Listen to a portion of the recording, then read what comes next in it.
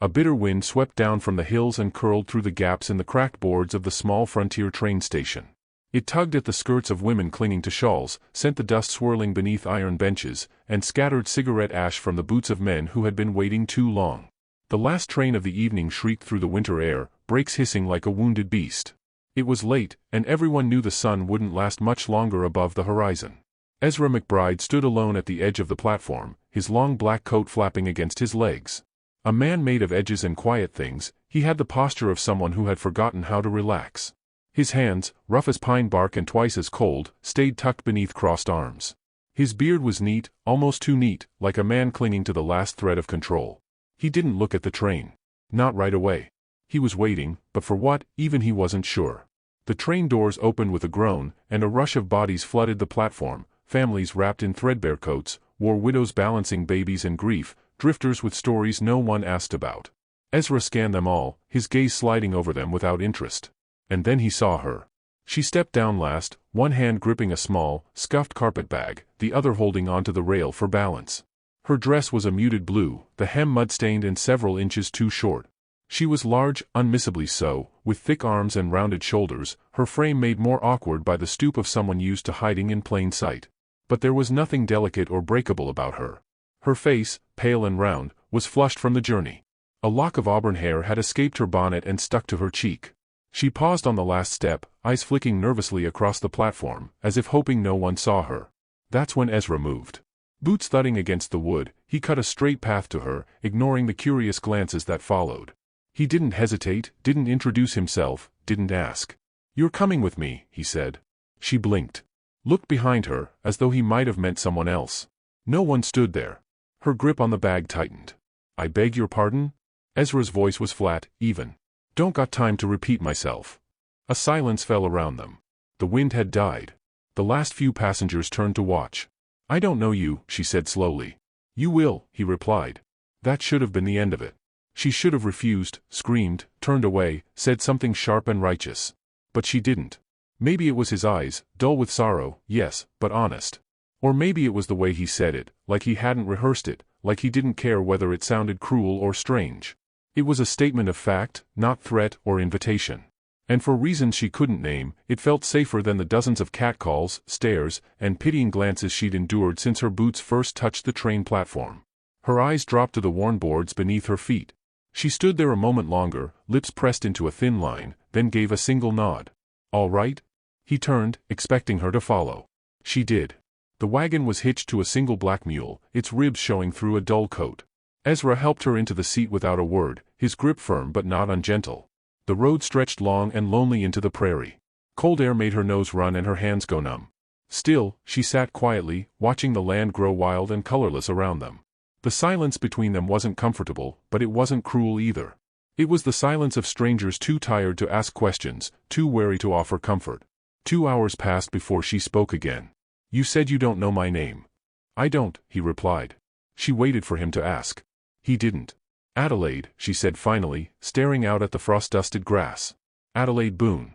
He nodded once. "Ezra McBride. That's supposed to mean something to me?" "No." Adelaide huffed. "You always collect women like cattle, Ezra McBride?" His hands tightened slightly on the reins. "I collect nothing. I offer work. Shelter. That's all. What do I owe for that?" He turned to her briefly, the first time he'd looked at her directly since they left. "Just don't ask about Mary." Adelaide's brow furrowed, but she let it be. When they arrived, the homestead was a weathered skeleton of what might have once been a fine place. The roof sagged. The paint had long since peeled away, revealing bleached planks that creaked with every gust. There was a barn, leaning sideways as if in pain, and a fenced-in chicken coop with no chickens. Adelaide noticed that right away. No livestock. No smoke from the chimney either. It wasn't just a place abandoned by prosperity, it was a place abandoned by purpose. He helped her down, then grabbed her bag and motioned toward the house. Inside was little better. One room for everything, cooking, eating, sleeping. A small bedroom shut with a crooked door stood at the back. Dust clung to every surface. The hearth was cold. The table was set with 2 plates that hadn't seen food in days. "You'll sleep in there," Ezra said, pointing to the bedroom. "I'll take the floor." Adelaide stepped inside cautiously. The mattress was thin, but the sheets were clean. She turned back to him. "You expecting company?" "No. Just didn't throw her things out." She didn't ask who her was. Didn't need to. That night, she lit the fire herself, cooking beans from a dusty tin and heating water for coffee. He sat at the table, silent, unmoving, like a man carved from the land he worked. When she set a plate in front of him, he looked at it without gratitude or comment. Adelaide sat across from him, chewing quietly, studying his face in the flickering light. He wasn't ugly, but he was hard to look at. Something about him warned against staring too long. "You really think I'm just gonna clean and cook for you?" she asked after a while. "You came," he said simply. "I came because I had nowhere else. That makes two of us." She stared into her mug. The coffee was bitter, boiled too long, but it was warm. And so was the room now. Her shoulders lowered slightly, muscles unwinding from weeks of vigilance. She hated how much it felt like safety. Hated it because it made her wonder what kind of life she'd led where this was better. "Who was Mary?" she asked softly. Ezra's eyes flicked up. His jaw twitched. "I said don't ask. You said not to ask about her. You didn't say not to say her name." He stood without a word, took his plate to the wash basin, and started scrubbing with a rag that was more whole than cloth. The gesture was stiff, mechanical. Every motion radiated unfinished mourning. Adelaide didn't press. She just sipped her coffee and watched the fire eat its way through a thick piece of pine. That night, she lay awake in the small bedroom, listening to the wind knock against the shutters. Ezra's breathing was steady in the next room, barely audible beneath the crackle of dying flames. She stared at the ceiling and tried to count the nail heads until her vision blurred. The prairie was unforgiving. It took people who were too slow, too kind, too hopeful. It swallowed dreamers and devoured the weak. But she hadn't come out here to find a dream. She just needed an end to running. In the stillness, a thought came uninvited. Maybe Ezra hadn't needed a cook. Maybe he'd needed someone who wouldn't flinch at the darkness he brought inside with him. Maybe she was the only one on that train who'd understand what it meant to carry shame like a second skin. And maybe, just maybe, that's why he'd chosen her. Sleep claimed her like a slow tide, heavy and dark, with no promise of peace, only rest. It would have to be enough. The days that followed moved slow as molasses in January. The land was quiet, blanketed in brittle grasses and patches of old snow that never fully melted. Time measured itself not in hours but in chores, splitting wood, fetching water, patching cracks in the cabin walls with whatever cloth or mud could be found. Adelaide rose early, not because she was asked, but because idleness made her uneasy. And because the silence inside the house pressed in heavier when she was still. Ezra didn't say much. He didn't need to. The man worked like he was trying to outrun his own shadow. Every swing of the axe, every fence post repaired, every furrow turned with the rusted plow was a sentence he didn't speak aloud. But Adelaide heard them all the same. He'd taken to letting her cook. Not that there was much: dried beans, stale bread, hard salt pork, and whatever wild roots she could identify without killing them both. She made do. Her hands, though calloused and scarred from years of kitchen labor in someone else's home, moved with a strange grace. There was a rhythm to it, fire stoked, flour measured, pan sizzling. The food wasn't fancy, but it filled the belly, and Ezra never once left his plate unfinished. Each night, he sat at the table with his head lowered, eating in silence. She tried not to take it personal. He was broken, clearly. But then again, so was she. Just in different places. One morning, while wringing out laundry in the cold creek that bordered the edge of the property, she looked up and found him watching her from the tree line. He didn't wave, didn't call out. Just stood there with a bucket in one hand and a question in his eyes. She nodded once. He turned and left. That became a pattern, watching and nodding, moments of quiet acknowledgement that passed between them like breadcrumbs on a long road neither wanted to walk alone. Still, Adelaide wondered what held him together. Or what was threatening to pull him apart. She'd asked nothing more about Mary. The woman's presence lingered in the house like perfume that never faded. A folded shawl still hung on a nail by the door. A cracked teacup sat untouched on the mantel. There was even a worn pair of slippers by the hearth, gathering dust. Adelaide had once reached to move them, then stopped herself. It wasn't fear. It was respect. Late one afternoon, she found herself in the barn searching for twine. The interior was dim, lit only by thin strips of sunlight filtering through warped boards. Hay lay scattered, but no animals stirred. She'd just found the twine when she noticed a locked door near the back. Heavy iron hinges. Scrape marks on the floor. Not fresh, but not old either. She didn't touch it. But she stood there a long moment, fingers curling around the twine like a question she wasn't ready to ask. When she stepped out, Ezra was leaning against the post, arms folded, face unreadable. "That part of the house is off limits," he said. "I wasn't looking to snoop." "Didn't say you were." She handed him the twine. He took it, eyes never leaving hers. Something unspoken passed between them again, trust or warning, maybe both. That evening, the sky turned a bruised shade of purple. Clouds rolled in from the west, thick and swollen, dragging a wind that howled like a freight train through the trees. Adelaide bolted the shutters while Ezra secured the barn. The mule had to be led inside. It was already spooked, nostrils flared and ears twitching. When he returned, soaked to the bone, she had hot stew on the table and the fire roaring. His coat steamed as he slumped into the chair. For a while, the only sounds were thunder, the occasional crackle of wood, and the scraping of spoons.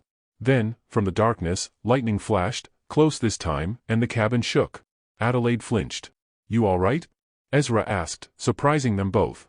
"Fine," she lied, though her hand trembled on the spoon. "Storms just make my stomach turn. They pass. People don't. Not always." He looked at her then, really looked. Saw the way her jaw clenched, the line of tension running through her shoulders. He didn't ask what memory had climbed up into her throat. He had his own ghosts to wrestle with. They sat in silence until the worst of the rain began to ease. She offered him a second helping, and he nodded, pushing his bowl forward. It was a small thing, but it felt like progress. Later that night, after he'd gone to his pallet on the floor, Adelaide couldn't sleep. The storm had moved on, but something inside her remained unsettled. She walked barefoot to the front window, tugged the shutter open just enough to peer out. The prairie was dark and wide, stars buried under the clouds. She leaned her forehead against the cold glass and exhaled. Behind her, Ezra stirred. She turned slowly. "You stand quiet as a ghost," he said, voice thick from sleep. "Didn't mean to wake you." "You didn't." She folded her arms. "I was just thinkin'. Feels strange, being out here. Like I stepped into a place time forgot." He nodded slowly, sitting up. "That's not far from the truth." The town of Calico Ridge sat like a sore on the edge of the prairie, dust-choked, crooked, half asleep by dawn and dangerous by dusk. It was a place where time moved sideways and the law rode in only when summoned by gunfire or fire. Ezra hadn't been back in months, maybe longer. He hadn't wanted to return at all. But the mule needed shoes, the pantry was thinning out, and Adelaide had made it plain she wouldn't let him go alone. The wagon wheels clattered over the dry road as they entered town. Adelaide sat beside him, dressed in her cleanest clothes, her hair tucked tight under a scarf. She'd never said it aloud, but he knew she hated crowds. Hated the way people looked at her like she was too big for the world and not worth the space she took in it. He felt her tense as they passed the saloon porch, where two men spat tobacco into the dust and watched them with lazy, judgmental eyes. Ezra said nothing, but his fingers tightened around the reins. The general store hadn't changed, same bent front step, same cracked bell over the door, same owner with a beard full of crumbs and a ledger full of IOUs. Adelaide busied herself near the shelves, selecting flour and dried apples, careful not to look up. Ezra was at the counter when he heard it, the familiar scrape of boots, the wrong kind of silence that settles before trouble. Well, if it ain't Ezra McBride, crawlin' outta his hole with some fresh livestock. The voice came from behind. Dry. Mocking. Poisoned by liquor and memory. Ezra turned slowly. Thorn. The scar split his face from temple to cheek like a road to nowhere. He wore it like a medal, though everyone knew he'd earned it running from a fight, not standing in one. Once a fellow soldier, once a neighbor, now just another drunk with too much time and not enough soul. Adelaide stiffened beside the flour sacks. She didn't turn, didn't speak. "You feed her or ride her, Ezra?" Thorn laughed, loud and ugly. "Heard you lost your wife in a fire. Figured you'd find yourself a hog to keep the bed warm." Ezra didn't blink. He stepped forward once, then again. The storekeeper backed away. Thorn spread his arms like he was welcoming a dance. "Go ahead. Let's see if you still got a spine under all that quiet." Ezra hit him with a single punch, fast and clean. The crack of knuckles on bone echoed off the shelves. Thorn staggered back, his nose already gushing. He didn't fall. But he didn't swing either. "You're lucky," Ezra said coldly, "that I came here for shoes, not a grave." Thorn wiped his face with the back of his sleeve and smiled. "It was a broken thing. This ain't over, McBride." Ezra didn't answer. He simply turned, took the bag from Adelaide's hands, and walked out. The ride home was quiet, but it wasn't the same silence as before. It pulsed, thick with something unspoken. "I can fight my own battles," Adelaide said at last. "I know. So why step in?" "Because I wanted to." She didn't reply. "Not right away." "Then, he'll come back." "I know that too." She stared at the horizon. "That scar on his face. How'd he get it?" "Ran when he should have stayed. The blade found him anyway." "Sounds familiar." Ezra glanced at her, and for the first time, he saw it, how little she flinched now. How steady her hands were even when her voice wavered. That night, they said little over dinner. But when he offered her the last of the jerky and she took it without hesitation, it felt like a pact had been made in silence. 2 days later, just before dawn, the dogs started barking. Ezra rose from his bedroll, rifle in hand. Adelaide stood in the doorway of her room, holding a lamp. He motioned for her to stay behind, then slipped out the front door into the half-light. The barn had been broken into. The mule was missing. Tracks in the dirt, 3 horses, maybe 4. He cursed under his breath. Back inside, he told her to pack water and food. "They'll come again," he said. "They just wanted to rattle the gate." Thorn? More than likely. They spent the day reinforcing windows, boarding up weak spots, stringing wire at ankle height around the coop. Ezra kept his rifle within reach. Adelaide moved with tense precision, saying little, but never questioning him. That night, the wind carried voices. Low. Male. Laughing. Ezra doused the lamps. They waited in the dark. The first rock hit the window at midnight. The second shattered it. Adelaide ducked as shards scattered across the floor. Then the shouting started. "Come out, McBride. Let's finish what you started." Ezra checked his rifle. "Stay here." She grabbed the shotgun from the mantel. "Not likely." He looked at her. Saw the fire in her eyes. Nodded once. Gunfire cracked across the yard. They hit the ground, crawling to the front room. Ezra peeked through a gap in the boards. 4 men. Thorn among them. All drunk. All armed. "They think we're scared," Adelaide muttered. Ezra grinned despite himself. "They're half right." Then, from the trees, whistles. Not the wind. Not birds. Sharp, deliberate signals.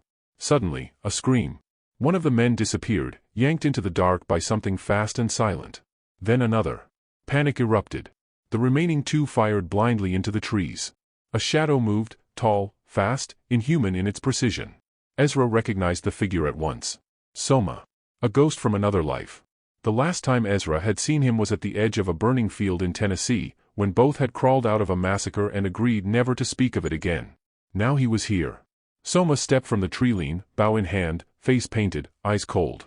Thorn raised his gun, but before he could fire, a knife spun through the air and sank into his shoulder. He screamed. Ran. Ezra lowered his rifle. Soma approached, calm as a shadow. "You owe me tobacco," he said. Ezra exhaled. "You always had timing. You always had enemies." They shook hands like old soldiers, which they were. Adelaide stood in the doorway, weapon still in hand, watching the stranger. Ezra turned. "This is Adelaide." Soma studied her. Said nothing for a long while. Then nodded. "You've got strong eyes," he said. "Not many do." She smirked. "You kill those men?" "Only the ones who needed killing." She seemed satisfied. Ezra patched up what he could while Soma sat at the fire, drying off and saying little. He never stayed long in one place. Never had. But for now, he would linger. That night, Ezra sat on the porch alone, watching the sky clear. Adelaide came out quietly, wrapped in a blanket. She handed him a cup of tea. "Your friend," she said. "He always show up like that?" "No. Only when I'm in real trouble." She sipped. "You saved me from Thorn. Now he's gone. What does that make us?" Ezra looked at her, long and steady. "I don't know yet. But I'd like to find out." She nodded once. Then they sat in silence, 2 shadows on a porch, while the firelight behind them warmed the house that no longer felt as cold as it once had. "You built all this yourself?" "Me and Mary. Before the sickness took her. Took our son too." The room grew still. She hadn't expected him to say it. Not plainly. Not now. "I'm sorry," she said, and meant it. "I was gone," he continued. "Had gone into town for a wagon axle. Came back to ashes. They said it was fever. Fire was accident. But..." He trailed off, staring into the fire.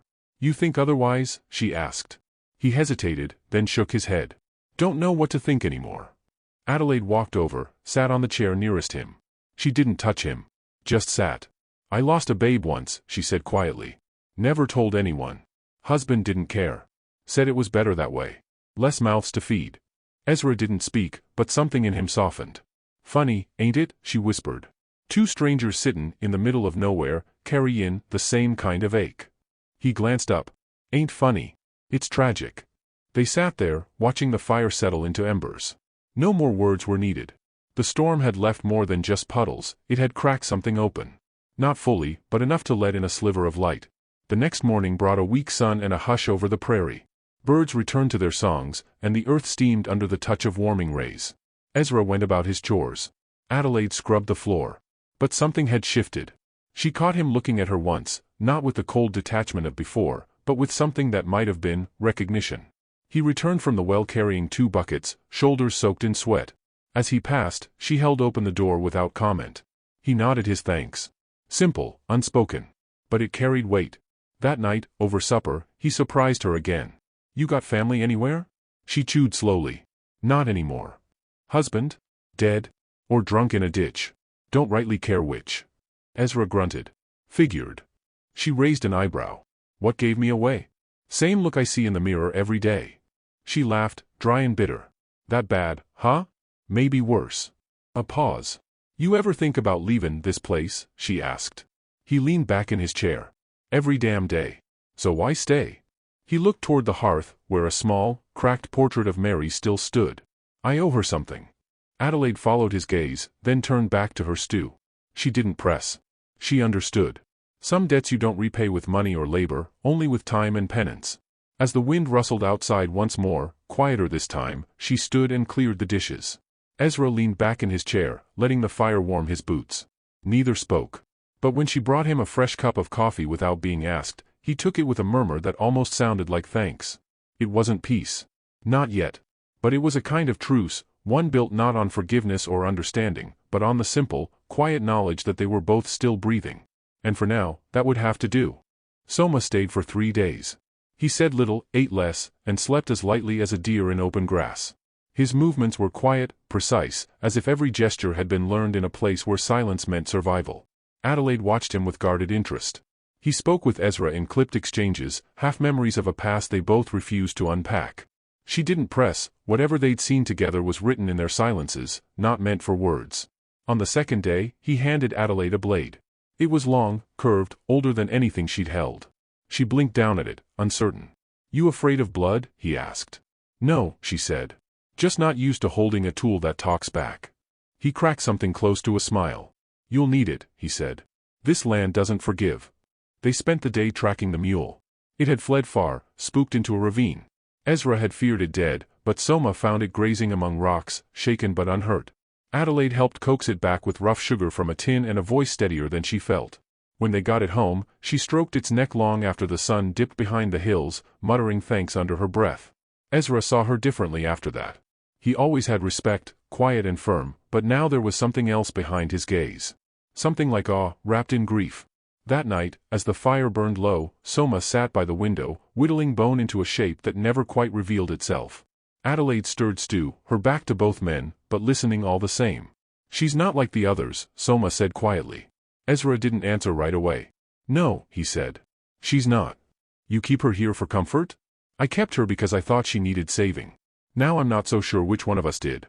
Soma nodded, as if he understood something Ezra hadn't said aloud. He rose, placed the bone carving on the table, and slung his satchel over one shoulder. "You leaving?" Adelaide asked. He paused. "Always do." "You don't sleep much, do you?" she added. "Sleep is for the unwatchful." Ezra stepped toward him. "Thank you. For what you did. You'd have done the same." "I would have tried." They clasped wrists, not hands. It was an older gesture, one born of war and brotherhood and buried things. Soma stepped out into the cold before the fire burned out, and neither of them looked to see which direction he went. Weeks passed. The damage to the house was mended, the land slowly coaxed back to life. Ezra planted late-season beans, half out of habit, half out of hope. Adelaide tended the coop, the kitchen, and her own wounds in quiet ways, standing straighter, speaking clearer, losing the flinch in her shoulders one breath at a time. They'd settled into something not quite marriage, not quite partnership. A rhythm. He woke before dawn and checked the fence line. She made coffee and waited until he returned. They spoke when words mattered and shared silence when they didn't. Then the letter came. Ezra found it nailed to the barn door, a crude note written in charcoal on canvas scrap. "We don't forget. You took something. You'll pay." There was no name. But they both knew whose hand had written it. Ezra read it once, then folded it in half and fed it to the stove. Adelaide watched the paper curl and blacken, then turned to him. "We staying or running?" Ezra shook his head. "Running never worked for me." "Then we prepare." For the next few days, they moved with purpose. They dug shallow trenches behind the barn, reinforced the front door with iron hooks, loaded ammunition they didn't afford to waste. Ezra taught her how to fire the revolver without dislocating her shoulder. She learned quickly. She always did. He caught her one night, standing by the window in the dark, the shotgun resting on her hip like it belonged there. You afraid? He asked. Not of them. Of what, then? Of what happens after? Ezra stepped beside her, his breath fogging the glass. We keep going. And if there's no one left to fight? Then we fight to live. She looked up at him, close enough to feel the warmth of his body against hers. You ever think we're already ghosts? Sometimes, he admitted. But you don't haunt a place unless it meant something. The attack came at dusk. 4 men. Guns, torches, rope. Ezra recognized 2 of them from the saloon in town. The third was a stranger. The fourth was Thorn, shoulders still bandaged, face more hate than flesh. They set the barn ablaze first. Flames licked the night sky in greedy tongues. Adelaide was ready. She doused the perimeter with water hours earlier. The house would hold, for a while. Gunfire cracked. Ezra fired from the second window, dropped one before the others ducked behind a low rise. Adelaide covered the back, shotgun resting on the sill. Thorn shouted curses, voice wild. You think a fat whore and a broken man can hide forever? We'll smoke you out. Ezra aimed and fired. Missed. A bullet ricocheted off the doorframe near his head. Cover me, he said. What are you doing? She hissed. Ending it. Before she could argue, he was out the front, moving low across the yard. Gun raised. The fire from the barn cast wild shadows, confusing lines between man and flame. Adelaide saw 2 men rise behind him, rifles raised. She didn't think. She fired. One dropped. The other hesitated. Ezra turned and finished him. Then it was just Thorn. They met near the woodpile. No words. Just the dull thunder of fists, the crunch of bone. Ezra fought like a man possessed, not for pride or vengeance, but to protect something real. Thorn swung a knife. Ezra caught his arm, twisted. There was a snap, a howl, a blade dropped in the dirt. Ezra pressed the muzzle of his revolver to Thorn's forehead. Thorn laughed through bloodied teeth. Go on, McBride. Make yourself the monster. Ezra hesitated. No. That's what you want. He stood, stepped back. Adelaide approached, gun still raised. Let him go, Ezra said. He'll come back. No. He won't. She stared at him. Then at Thorn. And then she walked away. Thorn didn't. He crawled back to his horse and rode off into the dark, broken and slower than he'd come. By dawn, the barn was gone. But the house stood, smoke curling from its chimney. They sat on the steps, wrapped in one blanket, bruised and sore. You saved me, Ezra said quietly. No, she replied. I chose you. There's a difference. He smiled, small and tired. So what now? She leaned her head on his shoulder. Now we build again. Ezra nodded. Together? Only if you keep letting me make the coffee. They laughed, soft and raw. Later that week, she stood once more at the train station, the very one where it had all begun. Her carpetbag at her feet. The train hissed in the distance. Ezra beside her, arms folded, face unreadable. You sure you want to go? He asked. She looked at the train, then back at the open road behind him. I wanted to know if I could leave. And? I don't want to. He took her hand. Calloused fingers met rough palms. She picked up her bag and turned from the train. The prairie opened before them, endless and waiting. They walked into it, slow, steady, together. And this time, no one followed.